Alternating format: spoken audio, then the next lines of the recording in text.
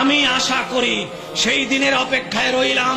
আমরা প্রাণ চেষ্টা করছি, সকল যত দরবার সমমনা দরবার আছে, সব পীর যার যার, দরবার যার যার, কিন্তু আমার নবীর প্রেম সবার।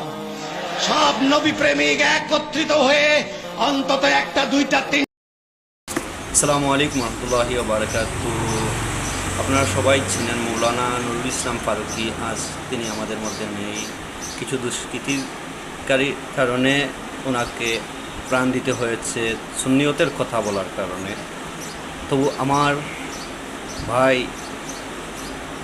যে ডাকটি দিয়েছেন উনি আজ নেই, তবু সেই ডাকটি কিছু দেরি হলেই সফল হয়েছে ইনশাআল্লাহ। সকল সুন্নির জামাত একসাথে কাঁধে কাঁধ মিলিয়ে হাতে হাত রেখে ঢাকার ময়দানে আজ গণজমায়েত হয়েছে ফিলিস্তিনের পক্ষে এবং সুন্নিয়তের পক্ষে, নারে রিসালাতের পক্ষে।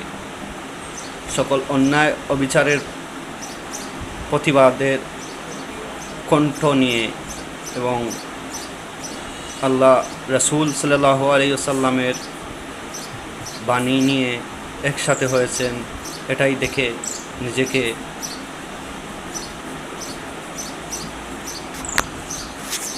আনন্দিত মনে হচ্ছে এবং গর্বের সাথে বলতেছি, আনন্দের সাথে বলতেছি যে সকল সুন্নি জামাত একসাথে হয়েছে।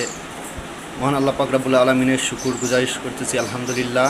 এভাবে যেন সকল সুন্নি দরবারগুলো একসাথে হয়ে আগামী দিনে, আগামী সময়ে আমাদেরকে পথ দেখিয়ে যায়, সেই আশা আমি ব্যক্ত রাখছি এবং আমার ভাই নুরুল ইসলাম ফারুকীর কথাগুলি আমি আপনাদের সামনে পেশ করে যাচ্ছি। আসসালামু আলাইকুম রহমতুল্লাহ।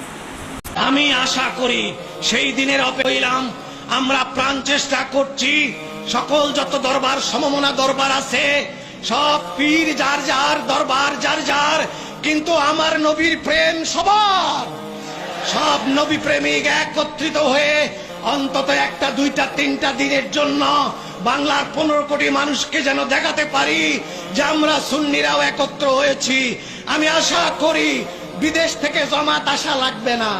আমার চিটাগং আর ঢাকার মানুষ যদি খালি একখানে হয়, ওই রকম টঙ্গীর ইস্তেমা 2-3টা হয়ে যাবে। হবে কিনা বলো?